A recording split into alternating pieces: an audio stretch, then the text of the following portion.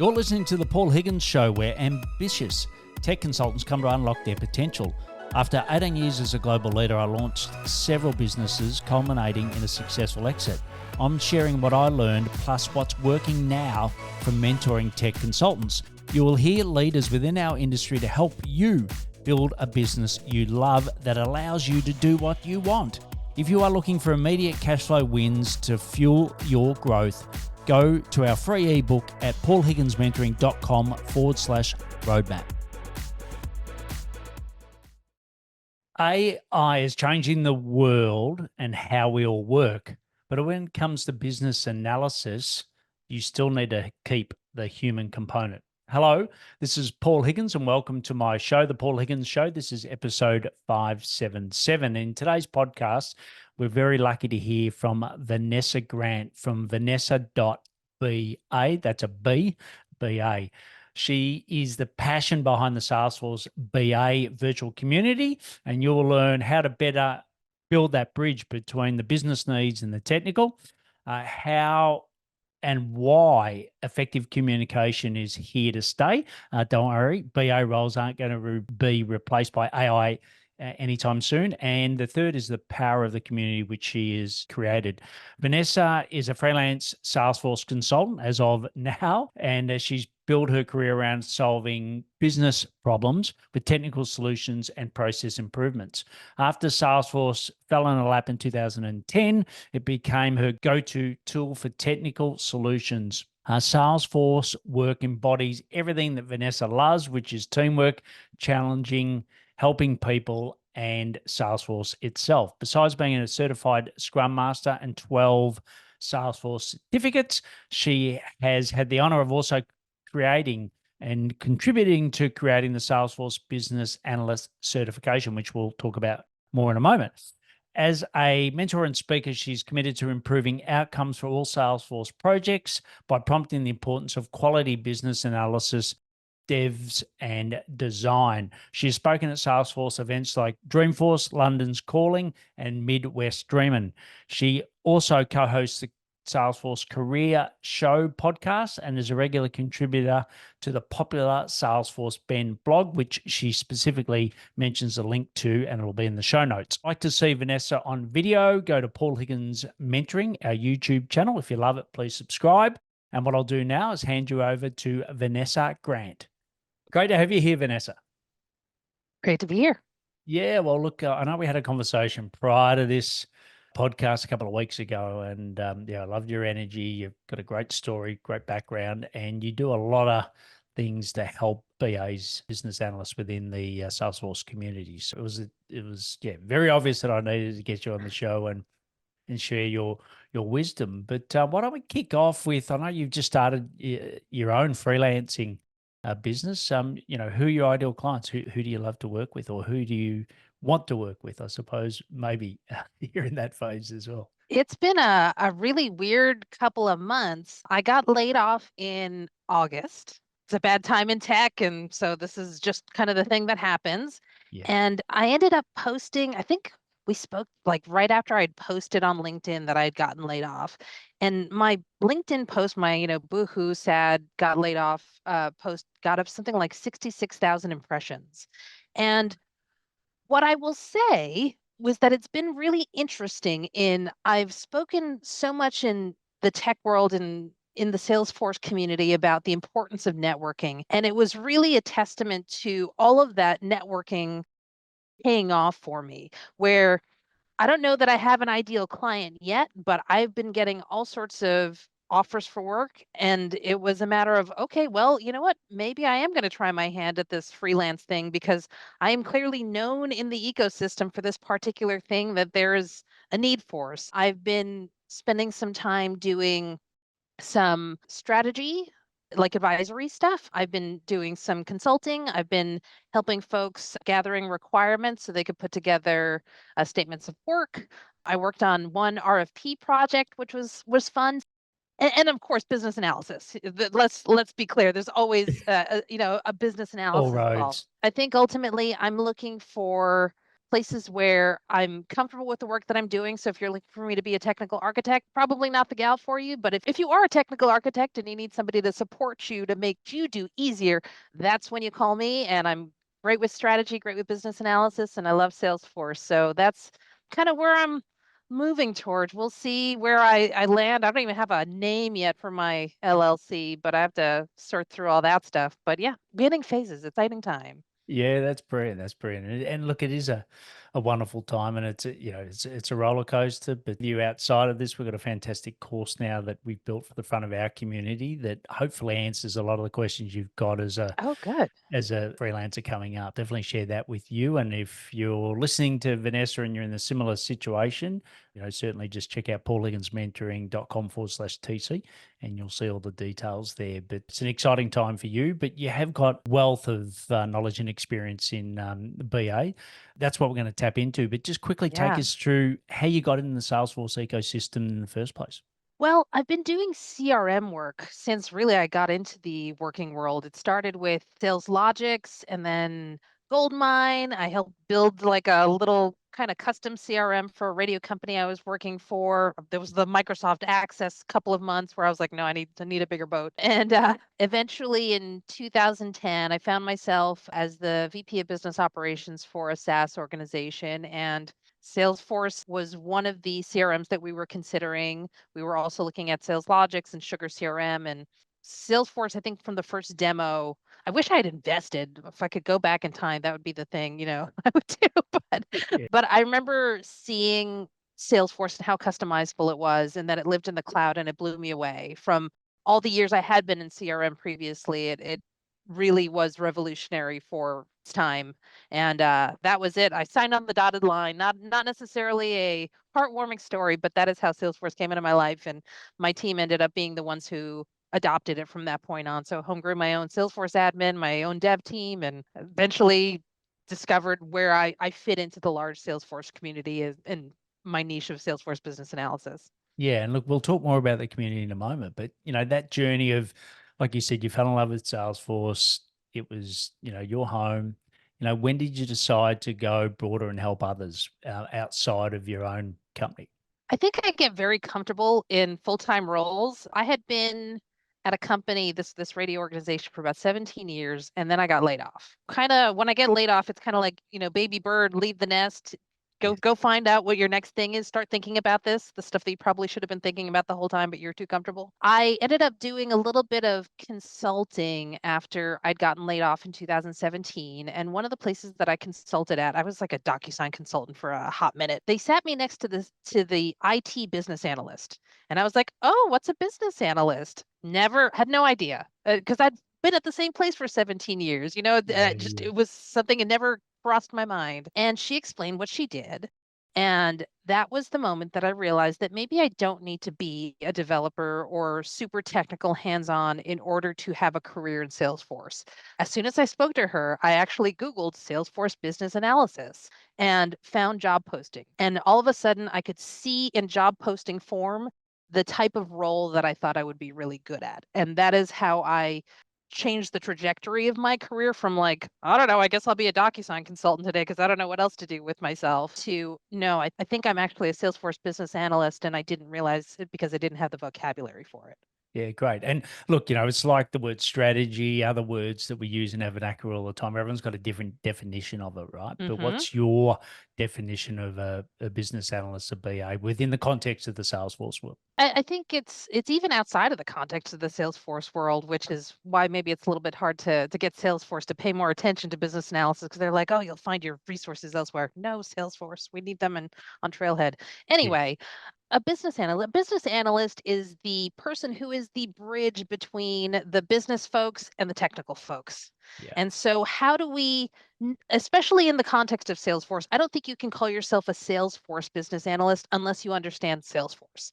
A business analyst, if you're working with a greenfield project, there's nothing that exists before this, then yes, you can just put a business analyst on it. If they are trained, they can do business analysis, write user stories, write requirements. Great.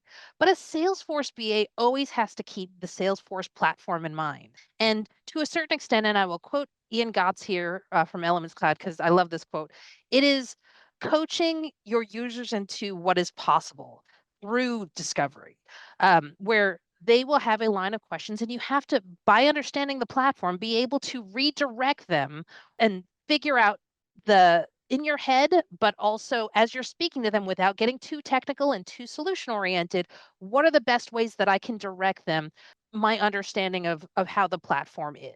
Yeah, great. And for a lot of my Salesforce partners that I work with, it's a very hard role to find. And and often they say, someone's come from a development perspective or a TA perspective, and it's hard for them to really understand the business, and then vice versa. If they really understand the business, hard to get the technical. Where do you see the best, or in your mind, where do the best BAs come from? Do they come from a business orientation, or do they come from the technical side? Or you might say it doesn't really matter. Oh, I don't know that it really matters. I think the important part is not so much their background as from work experience, but more on how do they interact with people and how's their communication. At the end of the day, like if you're a technical person, like that's fine, that's great. But if you are walking into a room of stakeholders trying to ask them questions, but you are coming across like the most technical person in the room and it's obvious to everybody, and you're using really big words and not really explaining yourself, and because you're wanting to come across like super smart, yeah, you're really not going to get to that piece where a lot of business analysis is, business therapy to a certain extent. I Yeah. mean, you're walking in, there's a project-based role. So you're walking in and these folks are already scared of you because you're already coming in with the goal of changing what their job looks like. Yes. And We so all it love already, change, don't we? yeah. Right. Oh, yeah. Everybody loves IT projects, Yeah. well, they welcome us.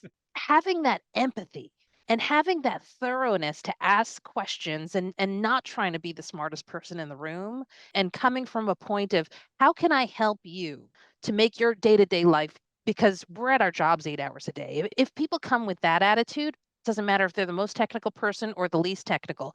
It's just a matter of how many questions you're willing to ask so that you have a complete understanding so that you can translate them properly. Yeah, spot on. And just a reminder, we're talking to Vanessa Grant, episode 577, and we're going to have all the links and everything in the show notes if you're out walking or driving or however you're listening to Vanessa.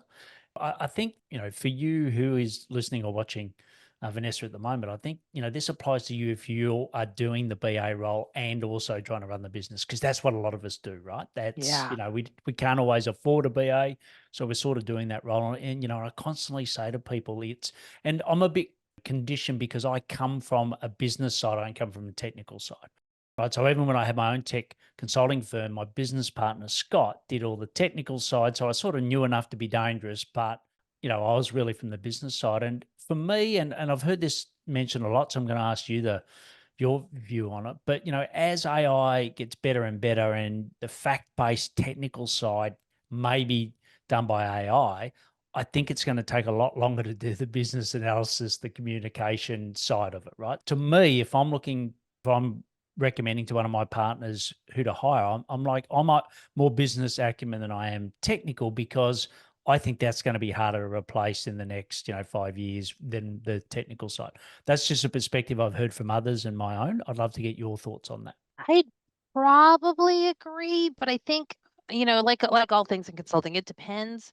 With yes, you can have AI support you in, hey, please go into the well-architected site and make sure that all the solutions that you come up with are well architected. But I think through all of the positions, whether you're a solution architect, a technical architect, a business analyst, at the end of the day, it's the human stuff Yes. that you have to be good at. You can't just be an encyclopedia of the well-architected website. That's the stuff that's going to go away. It's Yes. the how do you leverage AI so that you can do more of the things that maybe we cut corners on as consultants. Like a lot of the folks, like you said, can't afford a business analyst. And so a lot of that stuff gets cut out. Oh, we don't have time for business process maps. We don't have time to do deep discovery. I'm hoping that business and injecting AI will give us more time to do these consulting engagements more properly. And part of that is more humans in it. Whether you're that technical person who is going, yes, I understand what AI is telling me, but I also have enough of that experience to see between the lines. Or those developers that are going in and seeing the code that AI is spitting out, but understands why there might be issues with it and challenging the AI. That's the stuff that we need. Is we still need experts. We still need humans that are going to go in. Or here, can I give you a really cool example? Actually, I thought it was fun for a Yeah, yeah. BA versus AI. I do some Clicked coaching on the side. Clicked is like a little platform where it's a free thing right now. But either way, we did a fake kind of consulting engagement, like a discovery session. And a Yes. lot of people ended up using AI to come up with their question. And the particular scenario we were using was pretend that you're doing a project for Delta Airlines in the wake of the whole like the remember where they had the big crash, the cloud strike or whatever it was. Yes. So in the wake of CloudStrike, let's do discovery so that we can fix their system. And the folks who just read straight off of the AI were immediately saying, so a lot went really wrong with that CrowdStrike thing. Tell me about those pain points. And I was like, you can't go in. Like that was probably the worst day of this user's life, like professionally. You can't just barge in on that stuff. So that's where you have to be able to re-inject the human. Say, yes, we want to get to those questions, but build that rapport. And AI is not going to teach you how to build rapport. AI is not going to be able to teach you how to read somebody's face when you're on the right track, when you're on the wrong track. And you can't, yes, it'll give you questions that are relevant to the discovery you're doing, but you have to, at the end of the day, realize there's a human on the other end of it. And that's the stuff that I'm excited about being able to do more of because of AI.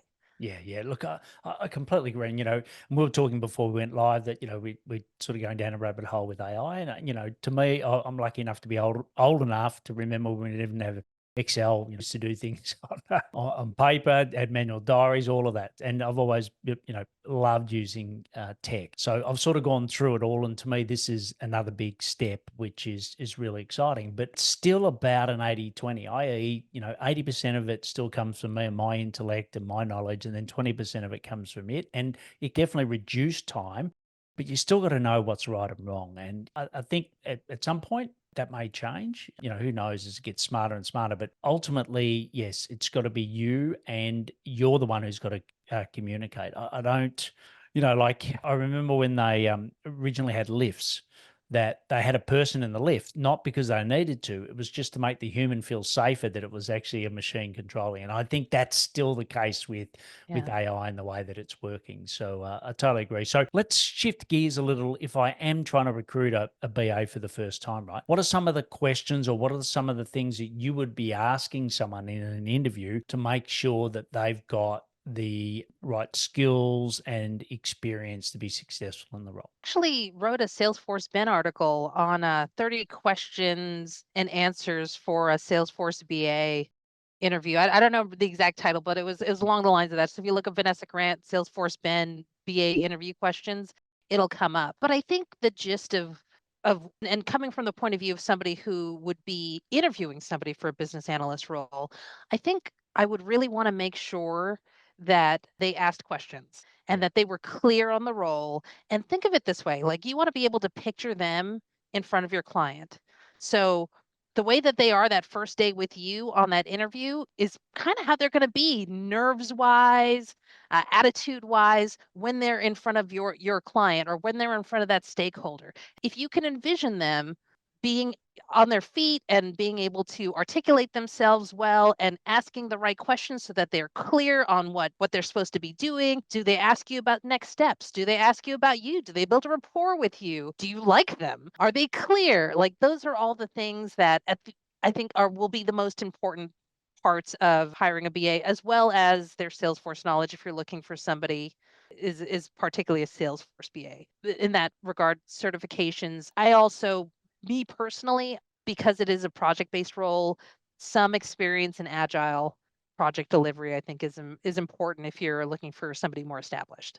Yeah, gotcha. And just on the, so we'll definitely have the link to the question. So thanks a lot for that. You can go and do that, and you can probably even just go into Perplexity or whatever and find it quicker the show notes, to be honest. But what I've found from, I spent 18 years in corporate, so I was on the client side often of when someone would come in, and the Coke company had, I don't know, at one point we had 120 different sales CRMs across the globe. So it was, I was on global projects, etc. And what I always found is there's the obvious and then there's the non-obvious. And often what a lot of people miss is the non-obvious, right? Because unfortunately, we're humans. There's a lot of politics that happens in companies, and it's trying to read those tea leaves. And what are some of the techniques or advice that you can give around reading the non-obvious things that happen when you're implementing a Salesforce project?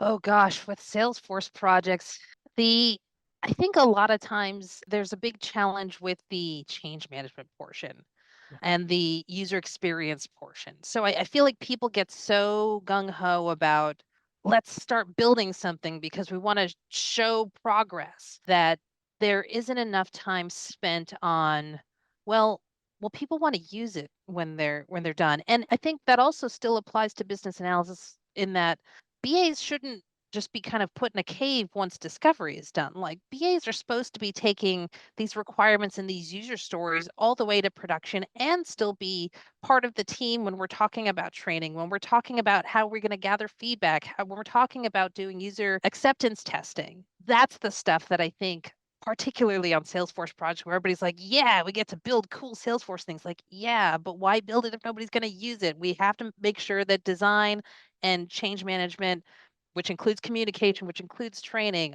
all super important. Yeah. And what about the controlling of scope, right? It happens Oh, in every project. It's the big elephant in the room. Have you got some some techniques once again, or some ways that you help to manage project scope when you're leading a project? well, I've had to actually do some more of this work. I guess previously in full-time roles, I've mostly been given the SOW and then just waved my fists in the air when I was like, come on, like, are you like this is like it's awful. From that experience, I would say make sure that if you're commissioning salespeople, it shouldn't be you get paid once the ink is dry, because then you're not motivating them to give you a complete scope to actually do that work so that you're not killing your delivery team. But as a smaller consultant, for me, I think it's because I've been doing it a little bit lately. For me, it's been a lot of how do we understand what is part of this project? And let's talk about the requirements. And if we can get the requirements down, even at a high level, like what is the system supposed to do? So we're not talking about user stories. We're not even getting into necessarily the personas, but what is the system supposed to do? And what is the current pain point? What is the process that we're trying to fix? And usually in having that conversation, even for if it's like a smallish project for like, an hour or two, really understanding how did this project come about? What are the things that are paining you today? What is your current step by step? Get me from the trigger point to the end point, Yes. and that'll help me figure out the scope and also figure out a little bit with out of scope as we start talking through things. And that's the initial thing. But yes, scoping is so important, so Yeah, important. yes. And if you look at, a lot of these roles, post COVID now, you're doing a lot more things remotely. And, a lot Yes. of businesses are completely remote. What are some of the tools or the techniques you've used to, still do a BA job, which, like you said, has got a lot to do with change management and humans when you're not actually in the room? Actually love doing remote BA work. And to be honest, I prefer it. Like, yes, we can write on whiteboards all day, but it's hard to then everybody's got their phones out trying to take pictures of whiteboards. At least when you're over Zoom, like everything can be recorded. It's wonderful. Yeah. We were talking about AI. AI transcription tools are amazing. I use Fireflies, Yeah. and that's been really great for not just doing the transcriptions, but even doing the AI portion of all right, well, based on this, what's the first set of requirements that you would glean from these? And of course, you should still look at the transcription. You should still play back that recording because you do still need to make sure that you're validating what the actual thing is. That's been a big help, even as far as like the initial ideas is I've been using AI recently also to just think about how I would approach certain things like, oh, well, does this come with this type of license, or is this something that you'd have to pay extra for? What are the features from this particular product that might be able to solve this problem, and just to kind of use it like an ongoing conversation Pinterest board kind of thing to give myself inspiration on how I want to approach projects has been really Yeah, good. and which AI platform or LLM are you preferring? I've been using OpenAI, but I've Yeah. also been using Claude occasionally, depending on if I'm trying to if I'm trying to be articulate because it's something that might be going out, or if it's something that I just need some research, I might use ChatGPT. There's also like I have a friend Tina who just put out a like a health cloud GPT, and I'm actually on a health cloud project now, and I was like, bless you, thank you. It's got the most recent updates, so that's kind of cool. And I do occasionally use Perplexity if I'm Yes. really looking for more kind of outside sources. Yeah, very quickly. I'm the same. I'm sort of more fact-based. I'm using, and I think there's now 6 different types of chat GDP within OpenAI. So, you can sort of pick your, and I listened to a podcast yesterday, they were saying, which ones you use for different scenarios. So you can sort of do that. But yeah, if it's content-based, I typically use Claude. And what I do is, I set up custom GDPs in P, and then I set up projects in Claude, and then I compare the two of them. But I find that, yeah, if we've got to write something, definitely Claude is better. The 3.5 Sonnet or whatever it's called. Yeah, and look, I think what I love now, like you said, is you can just take a transcript, put it in. It'll be interesting. I listened to the CTO of Zoom talk about some of the advancements they're going to do with Zoom, but they're going to try to turn that into basically like a workflow or a more advanced workflow. So think of it as like you've got Asana, ClickUp, whatever you have for project management. They're going to try to introduce that into Zoom, and it will automatically create tasks out of the transcription, etc. So it'll be interesting to see how that goes. But I digress a little. Let's talk about the community that you've created and the benefit of the community, which is the Salesforce BA virtual community. Oh, it took me 3 years from so after I had the conversation with the BA, all the way back when I was like, oh, I'm really excited to learn more about Salesforce business analysis. And then I looked online and I was like, oh, there really isn't a whole lot out there. It in 2021, I asked Salesforce, hey, there's admin communities and developer communities. Like, is there a BA one? And they're like, no, and you can't create one. And so I kept bugging them, and finally they gave me a group. I finally wore them down. So I have the one and only Salesforce Business Analyst Trailblazer Community Group. It's an official Salesforce group. We're almost 1,000 members strong in less than a year. We have meetings every month on Salesforce BA topics. I think we have almost 400 RSVPs for a thing on Agentforce that we're doing, which is the new hotness on the Salesforce front. Yes. It's me trying to create that community that I always wished existed, where we're not, it's not like every other week we're talking about flows. I love flows. They're fine. They're great. They're very exciting. Great guys. But I want to talk about business analysis topics because it's so nuanced in the Salesforce ecosystem, and Yeah. projects are so varied and interesting. And People are we'll, so varied and interesting. Yeah, spot on. And we'll have a link to that under paulhigginsmentoring.com/BA so that, it's a nice short Thank URL. you. We'll also have that in the notes for you. Of that, 1,000 members at the moment, how many of them would be, if you categorize it into working for someone versus working for themselves, what would the mix be of that at the moment? Oh gosh, that might be a good question to ask them before one of the events. I'm not quite clear. I suspect that a lot of them are BAs that work internally, or work at system integrators, SIs. But I also get that there are a lot of them that are admins, Yes. because a lot of Salesforce admins are effectively the Salesforce BAs for their organization. They're maybe not necessarily getting that formal Salesforce BA training, and they're so focused on their admin topics that they like to part of the BA community to understand maybe what they can do to help evolve it internally so that they're not just a ticket taker. They can really add value for their organization. Yeah, but as we touched on earlier, if you're doing the BA role as a SI, Salesforce partner at the moment, go and join the community, and you can learn a lot of the skills that you've got. But it'll also maybe help you find someone that could be doing the job for you in the future as well. So I think that's Yes. an obvious an extension of being in that community. And my understanding, to be part of that, you just got to have a Salesforce license. That's the key thing to get into Trailblazer Not to even. do it. No? Yeah, I don't Oh, even think you even need a Salesforce license. You just need a Trailhead account. So great. Great. Trailhead's free, Yep. and so you don't even need a Salesforce org. Great. So, we've talked a lot about Salesforce, but as you kept extended it, Vanessa, or broadened it, that, if you're from, HubSpot, you're from Zoho, you're from, you name it, other platform, you can go and get the benefit of that as well, which is fantastic. But what we're going to do now is just pause for a moment. We're going to thank our sponsors, and then we're going to come back with a rapid fire. Ever spotted your dream client on LinkedIn only to find yourself bogged down in tedious data transfer at the expense of building that critical relationship? Say goodbye to manual tasks and hello to efficiency with Surfy, S-U-R-F-E. Surfy transforms you from a virtual assistant into a sales pro by seamlessly capturing, syncing, and enriching contacts from LinkedIn into your preferred sales platform, be it Salesforce, HubSpot, Pipedrive, Copper, or even Google Sheets, all in one single click.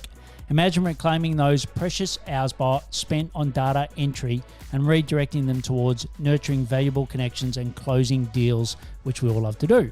With Surfy, it's not just a dream, it's your new reality. Ready to invest your sales time where it truly matters? Try Surfy today by visiting our resource page at paulhigginsmentoring.com/resources and clicking on Surfy. Elevate your sales game with Surfy because your success starts after the click. So, Vanessa, you ready for the rapid fire? I'm ready. All right, I'm going to ask you 4 questions, rapid response. So the first one, what are some of the daily habits that help you now that you're a freelancer? Making breakfast for my kids and having coffee. So I get my day set up and then blocking off spots on my calendars so that I can make sure that I get things done. And then lastly, I have my friend Tristan, who is my accountability buddy. So every morning we ask, what are the accountability items for the day? And then we check in at the end of the day. Brilliant, brilliant. And where do you go to learn more, not just about, Salesforce and BA, but obviously, running now your own freelance business? LinkedIn. I connect with people that know more than I do. And then I follow them and then I go to where they tell me to. Fantastic. And what's one wish we could grant you? ba.salesforce.com. Right now there's admin.salesforce.com. There's architect, there's developer. I want business analysis to be more at the forefront on Trailhead. Brilliant. And last one is, you've been in this ecosystem for 14 years now. What do you know now that you wish you had have known earlier? That there is no way to know everything. The best that you can hope for is to have easy access to resources, and that will get you to everything that you need. So whether it's people, whether it's websites, find the resources and be comfortable that you will never fully know what Salesforce, every aspect of Salesforce. Yeah, brilliant. Well, once again, we've been blessed to have Vanessa Grant on the episode. It's 57577. And you can go and find out more about the Salesforce BA virtual community at paulhigginsmentoring.com/BA. So we'll have that link set up in the show notes. Also, you'll have the website, which is vanessa.ba. That's a B. Apologies for my Australian accent, but that's a BA, which is obvious given the topic. And the YouTube is Badass SFBA, right? So you can go follow Vanessa, and we'll have a link to that Salesforce Ben interview questions as well if you're looking to recruit someone. But thanks a lot for bringing BA to the forefront of our community today, Vanessa. It's been really enjoyable, and we wish you all the success in the next phase of your career as a freelancer. Thank you so much. Appreciate it. What an excellent interview with Vanessa, and it went a little longer than some of our other ones, but she had just so much great content that I thought it was worth it. And, a BA, business analysis, really touches everyone who's a tech consultant. You can reach out to her on LinkedIn. That'll be in the show notes. And also when you do, thank her and ask her questions because as you can tell, she's very accomplished in the field of BA. You can also go and get access to the Salesforce BA virtual community. You don't have to have a Salesforce license, like she said. Just go to paulhigginsmentoring.com/BA. That's B for Bob, BA. And also share it with your peers because, your peers, I know we're all trying to improve our business analysis skills. So please share it with them. As I said, go and watch Vanessa on the YouTube channel, Paul Higgins Mentoring. And I'll see you next time on the Paul Higgins Show. Time for action. Let me know what you implemented from the show. I promise to respond. Plus, get the Tech Consultants Roadmap at paulhigginsmentoring.com/roadmap.